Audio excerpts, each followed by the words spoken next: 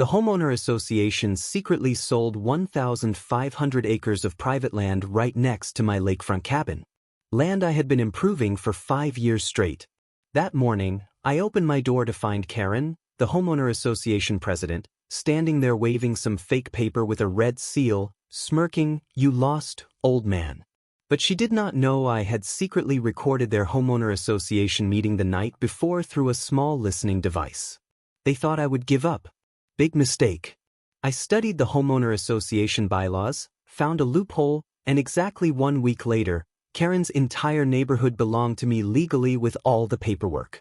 Can you guess what trick I used? Comment below because this is the legal flip that made the homeowner association cry. Music. My name is Frank Miller, and at 62, I thought my fighting days were behind me. After 30 years as a structural engineer and losing my wife Martha to cancer 3 years ago, all I wanted was peace at my little lakefront cabin on Pine Ridge. This was not just any cabin though. My grandfather built it with his own hands in 1952 when he came back from World War II, shell-shocked and broke, but determined to carve out something permanent for his family.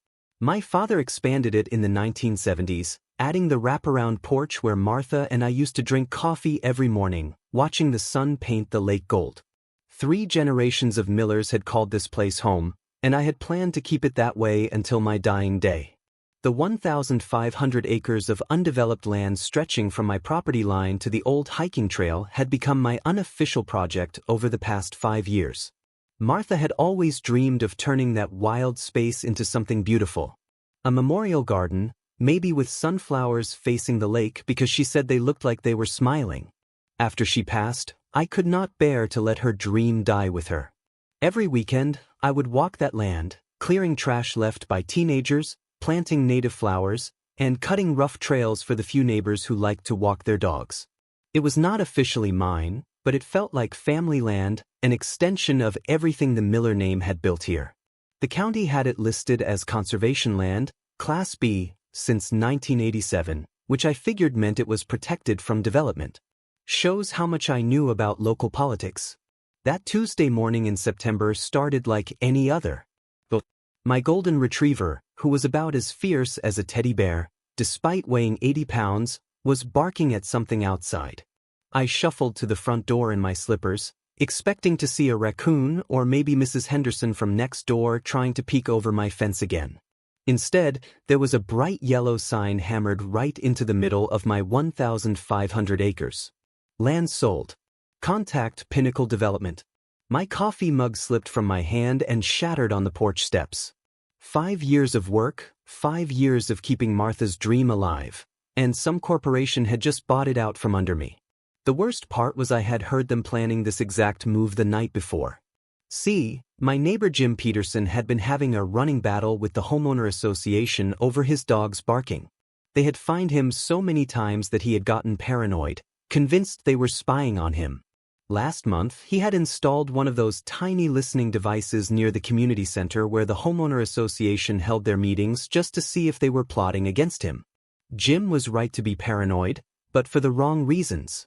Monday night, when I could not sleep and went to check on the perimeter fence, I heard voices coming from the device Jim had forgotten to turn off. Karen Smithfield, our neighborhood self-appointed queen bee, was talking to someone about that old fool Miller and how he would not know what hit him until the papers were signed. She had actually laughed, about how they were going to clear out the dead weight and make some real money. I had stood there in my pajamas, recording every word on my phone, my hands shaking with rage, now staring at that sign. I understood exactly what Karen's midnight conversation had meant. But this was not just about me anymore. This was about every promise my family had made to this land. Every morning Martha had spent planting her garden. Every weekend, my father had taught me that some things in America are worth fighting for, no matter what the cost. I grabbed my old shovel from the tool shed, marched out to that sign, and tried to yank it clean out of the ground. The thing was planted deeper than my grandfather's fence posts. After 10 minutes of fighting with it, I lost my footing and face planted right into the mud. My dignity scattered like autumn leaves. Bull thought it was a game and started jumping around me, making the whole situation worse. Mrs. Henderson, who never missed an opportunity to document neighborhood drama, appeared out of nowhere with her smartphone. "This is going straight on Facebook," she announced cheerfully, snapping photos of me sprawled in the mud like I was some kind of slapstick comedy act. Battle of man versus sign, and the sign is winning. Within an hour, her post had 37 comments and 12 shares. The caption read, "Frank Miller is having a moment, thoughts and prayers." The humiliation burned almost as much as the betrayal, but it also lit a fire in my belly that I had not felt since Martha's diagnosis. If Karen Smithfield wanted a war, she had picked the wrong Miller to mess with. I cleaned myself up, put on my best jeans, and the flannel shirt Martha always said made me look distinguished, and called the number on that damn sign. The voice that answered was smooth as silk and twice as slippery. "Pinnacle Development. This is Jake Morrison speaking." I explained who I was and asked what the hell was going on with the land next to my property. Jake's tone shifted from friendly to professional, the way a doctor's voice changes when he is about to deliver bad news. "Mr. Miller, I am afraid you will need to discuss this with your homeowner association representative. We purchased that land through proper legal channels, and according to our agreement, current occupants have 30 days to vacate any structures or personal property." The words hit me like a sledgehammer. 30 days to abandon 5 years of work. 30 days to let Martha's dream die. 30 days to break a promise I had made to 3 generations of my family. But Jake was not done delivering bad news. He continued in that same cold professional tone. "I should also mention, Mr. Miller, that our contract includes provisions for dealing with, shall we say, uncooperative residents. Anyone who refuses to comply with the transition will face legal action that could result in significant financial penalties. I would estimate legal fees alone could run upwards of $200,000. The threat was crystal clear. They were not just taking the land. They were making sure I could not afford to fight back. Jake ended the call with fake sympathy that made my skin crawl. "I hope you understand this is just business, nothing personal. Have a blessed day." I sat there holding a dead phone, staring at that yellow sign through my window. And for the first time since Martha's funeral, I felt completely and utterly alone. Early the following day, I drove straight to the Willowbrook Homeowner Association office, a converted strip mall storefront that Karen had transformed into her kingdom. The place looked like a cross between a government office and a funeral home. All beige walls and fluorescent lighting that made everyone look half dead. Karen Smithfield ruled this domain with an iron fist wrapped in a smile that never reached her eyes. At 45, she had been Homeowner Association president for 8 years. Ever since she had moved here from whatever unfortunate community had finally gotten rid of her.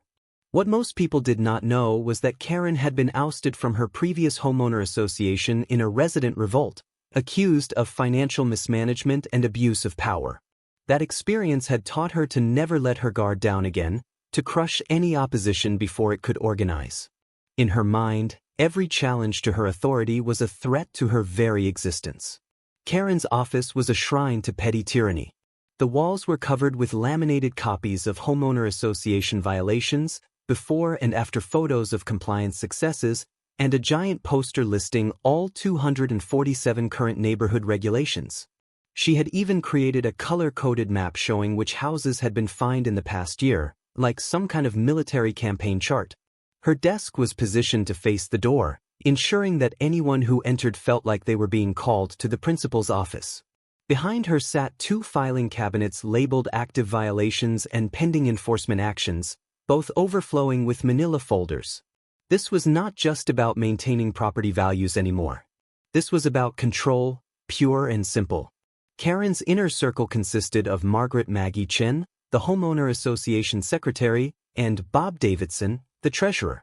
Maggie was a nervous woman in her 50s who carried a clipboard everywhere and wrote down every conversation she had, convinced that documenting everything would somehow protect her from the chaos of life. Her obsession with record-keeping stemmed from her own experience being wrongfully fined by a previous homeowner association for a garden gnome that allegedly violated aesthetic standards. That injustice had made her fanatically loyal to Karen, believing that strict enforcement was the only way to prevent arbitrary persecution. Bob, meanwhile, was a retired accountant who got an almost strange thrill from collecting fees and penalties. He had purchased a special calculator that made satisfying clicking sounds when he added up violation fines. I walked into this den of bureaucratic sadism, wearing my most polite smile and my father's old service cap, hoping to appeal to whatever humanity might be lurking beneath Karen's perfectly applied makeup. "Morning, Karen. I was hoping we could talk about this Pinnacle development situation." She looked up from her desk with the expression of someone who had been expecting this conversation and was already bored by it. Well, if it is not Fred Miller, I wondered when you would drag yourself in here." She had been calling me Fred for 8 years, and I had corrected her maybe 100 times. At this point, I was convinced she did it just to establish dominance, like a dog marking territory. Karen reached into her desk drawer and produced a document with an official-looking red seal, waving it like she was presenting the Declaration of Independence. "This, Fred, is a unanimous resolution passed by the Homeowner Association Board to sell in used community land for the benefit of all residents. The vote was 3-0, completely legitimate and legally binding." She slapped the paper down on her desk with theatrical flair. What she called a board meeting had been an informal chat at Mulligan's bar between her, Bob, and Maggie, where they had scribbled their decision on a cocktail napkin. But Karen had taken that napkin home, typed up an official-looking document, and stamped it with a seal she had ordered online for $12.99. The absurdity of the situation might have been funny if it were not so infuriating.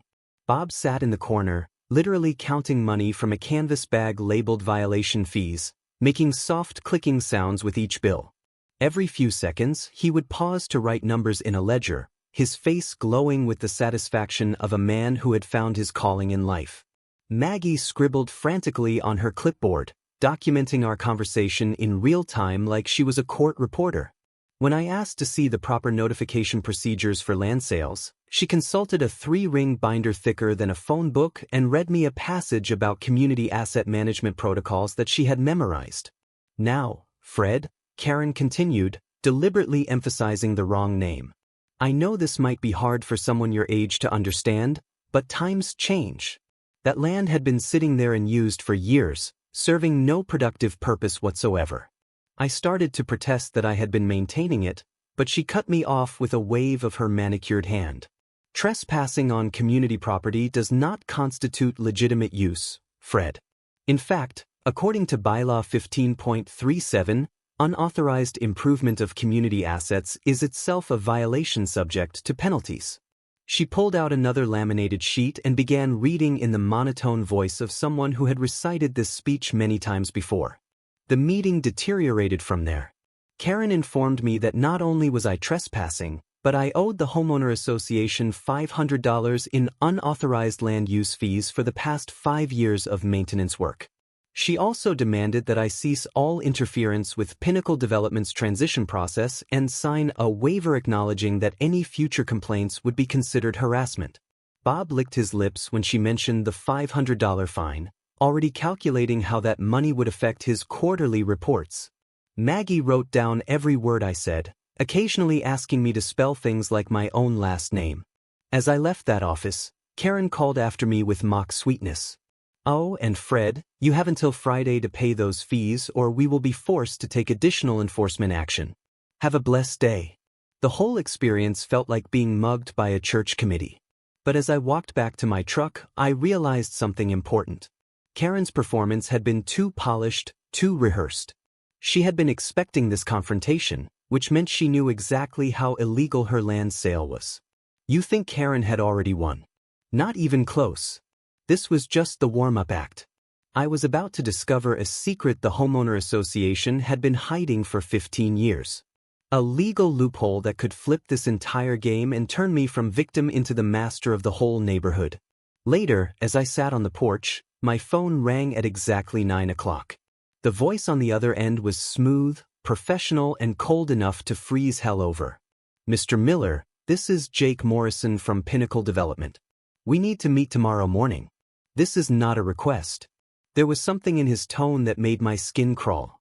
The kind of casual menace that comes from a man who is used to getting his way through intimidation rather than negotiation. I told him I would meet him at my place at 10 o'clock, figuring home field advantage might give me some edge in whatever game he was planning to play. Jake Morrison arrived at my cabin in a black BMW that probably cost more than most people make in 2 years. He stepped out wearing a charcoal gray suit that screamed expensive lawyer, carrying a leather briefcase and what looked like surveying equipment. At 35, Jake had the kind of polished confidence that comes from never having been told no by anyone who mattered. His handshake was firm, his smile was perfect, and his eyes were dead. This was a man who could foreclose on an orphanage and sleep like a baby that same night. He walked around my property like he already owned it, occasionally stopping to take measurements or photographs, completely ignoring my presence unless he needed me to move out of his way. "Mr. Miller," Jake began, spreading detailed architectural plans across my kitchen table without asking permission. I wanted to discuss our development timeline for the Pine Ridge Luxury Resort project.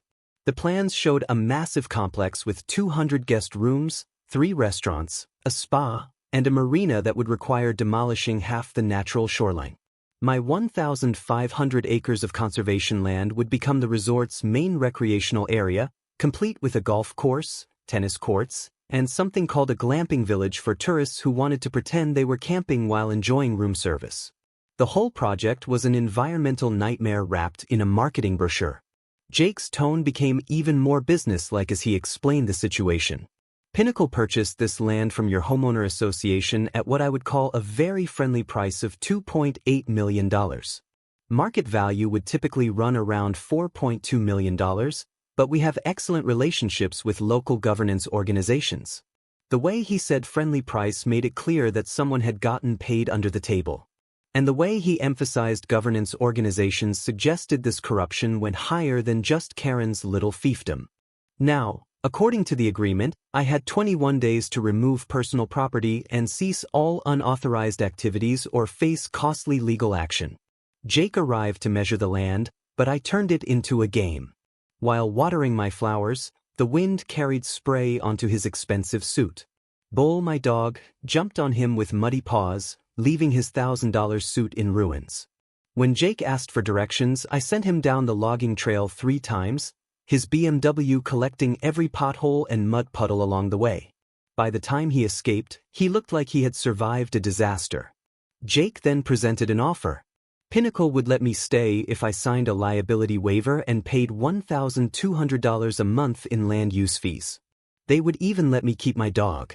It was an insult, asking me to rent my own land, built by my grandfather's hands. After he left, I thought of Tommy Jang, a new lawyer in town. Expecting rejection, I called him, but Tommy sounded eager. He suggested my homeowner association might have exceeded its authority and asked to see the paperwork. For the first time, I felt hope. The next day, Tommy and I went to the county records office. Margaret Kowalski, the veteran clerk, began searching files. What she uncovered shocked me. The 1,500 acres had been designated conservation land since 1987. Only the County Environmental Board, with a 75% public vote, could authorize its sale. The homeowner association had no authority. The land was legally protected from development, making Karen's sale to Pinnacle completely illegal. Margaret kept digging, pulling out a thick folder of Karen's past filings. "This is interesting," Margaret muttered, squinting at a document covered in official stamps.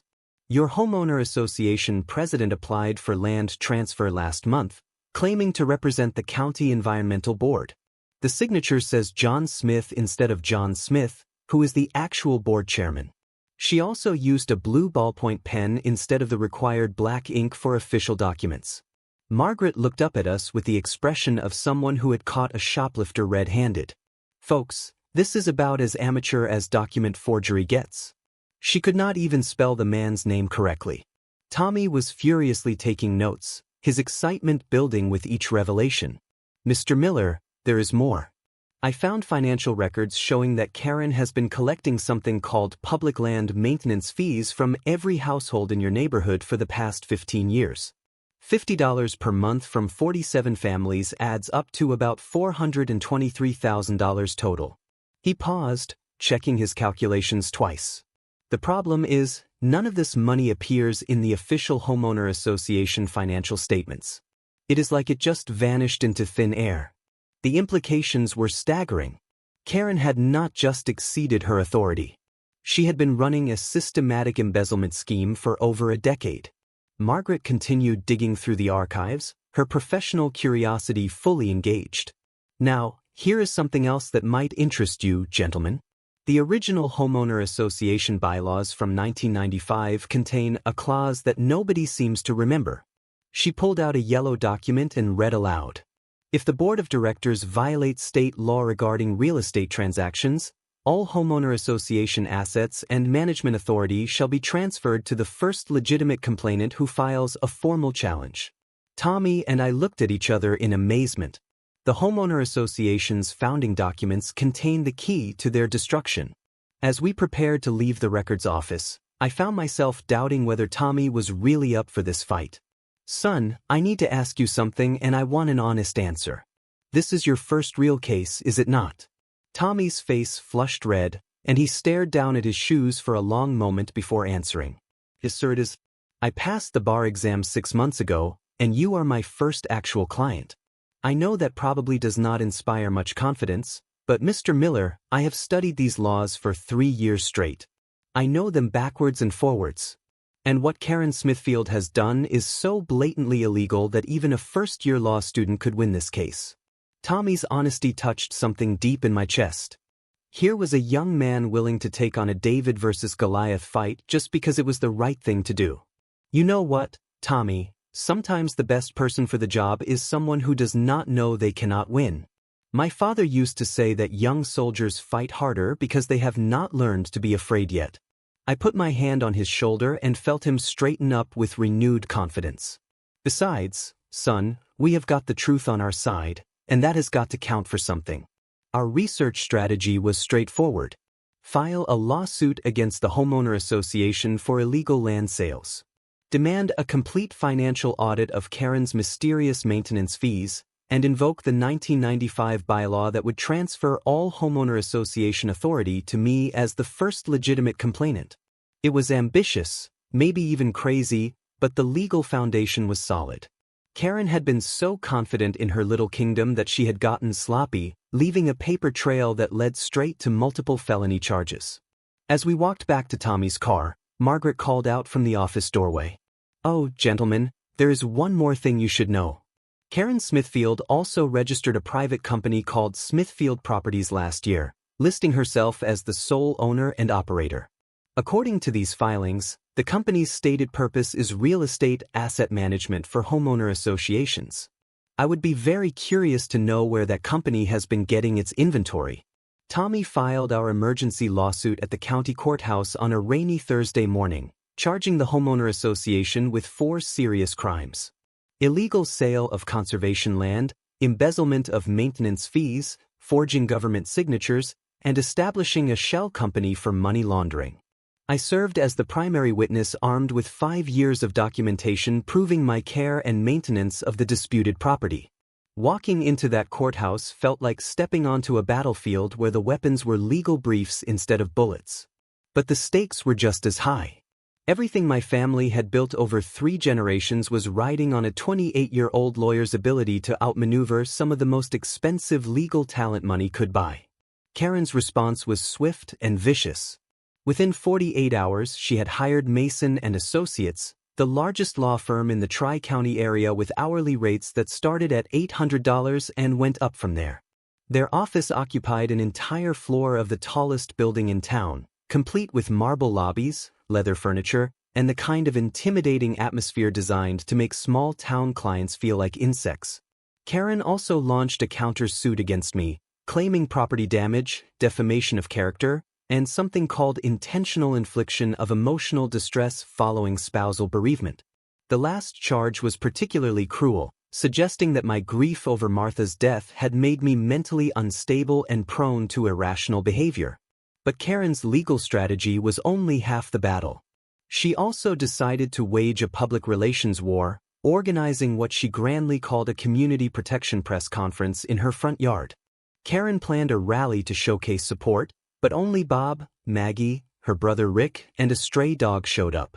The local paper captured her speech to 3 people and a golden retriever under the headline "Homeowner Association President Holds Lonely Rally," instantly humiliating her. Mason and Associates responded with a delay strategy, burying us in motions and costs. Senior partner Richard Mason taunted Tommy, saying he was out of his league.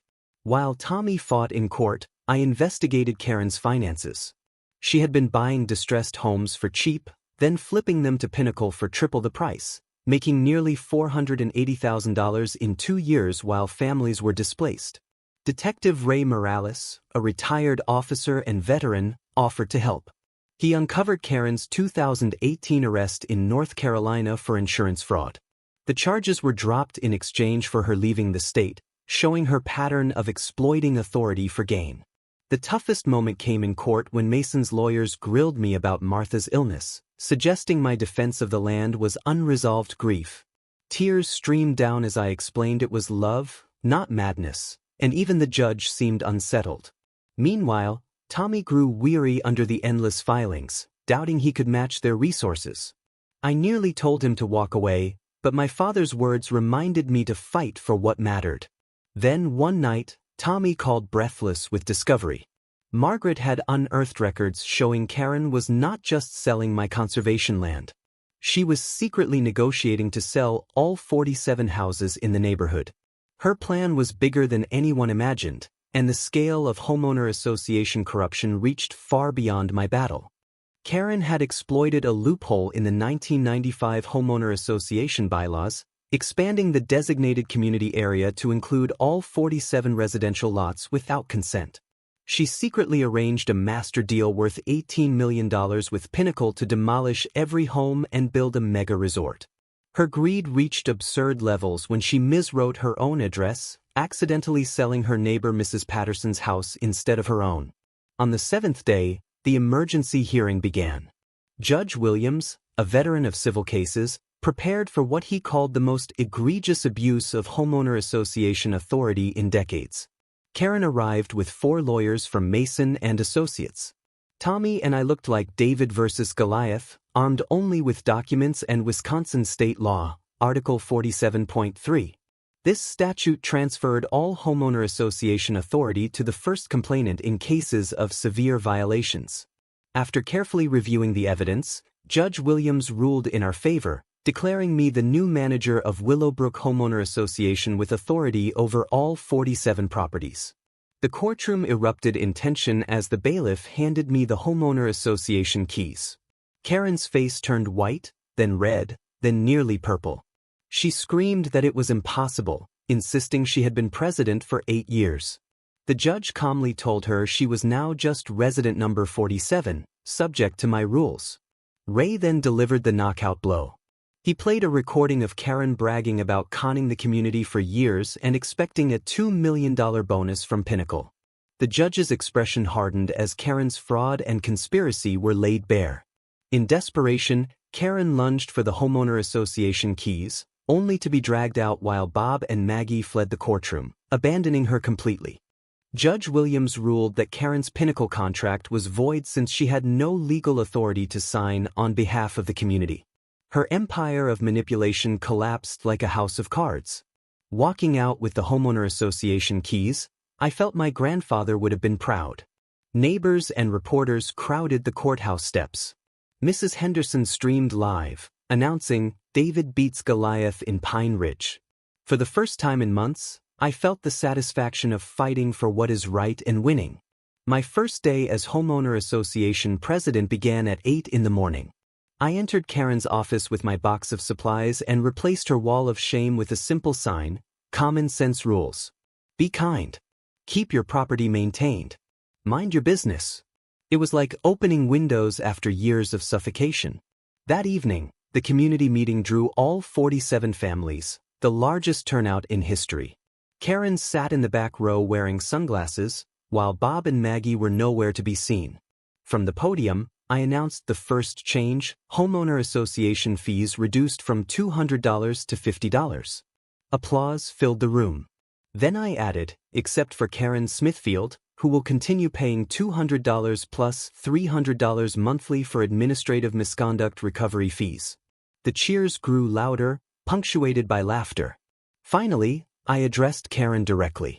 "You once told me you lost, old man. Tell me, who exactly lost here? She slumped in silence. Then I imposed new regulations. Her grass must remain exactly 2.5 inches, and her house repainted pink within 30 days. Laughter rippled through the room as Karen clenched her fists, powerless under the very system she had abused. Within 3 months, she faced serious legal consequences for years of corruption. Karen was sentenced to 2 years of probation, 500 hours of community service cleaning the very conservation land she tried to sell, and ordered to repay $42,300 in stolen fees. Smithfield Properties was dissolved and assets seized for restitution. Karen went from self-appointed queen to another resident struggling to pay bills. Tommy Jang became a local hero, hired by 12 families to fight homeowner association abuses. Over coffee he told me, "You taught me that the most important cases are not always the biggest, they are the ones where ordinary people refuse to let bullies win." Ray Morales accepted my offer to oversee community security, ensuring Karen followed the rules. The conservation land became Martha's Memorial Garden, with sunflowers and a bronze plaque dedicated to my wife. Each morning I walked Bull through it, passing Karen on her way to the bus stop. She never acknowledged me, and I preferred it that way. One evening I revealed to Tommy and Ray that I had known about the bylaw from the beginning. As an engineer, I read every regulation. I let Karen run unchecked so she would face felony charges instead of minor penalties. The sweetest revenge came 6 months later when Karen was forced to rent a studio carved out of the old homeowner association meeting room, paying me $600 a month. The woman who once fined others for mailbox colors now needed permission to plant tomatoes. Justice, as my grandfather said, is best served with poetic irony. Then Jake Morrison called with a new offer. This time I smiled and said, "We play by my rules." Because land is not just dirt, it is family, freedom, and legacy. Frank Miller's fight proved that one determined person can topple corruption and remind us the American dream is about protecting what matters.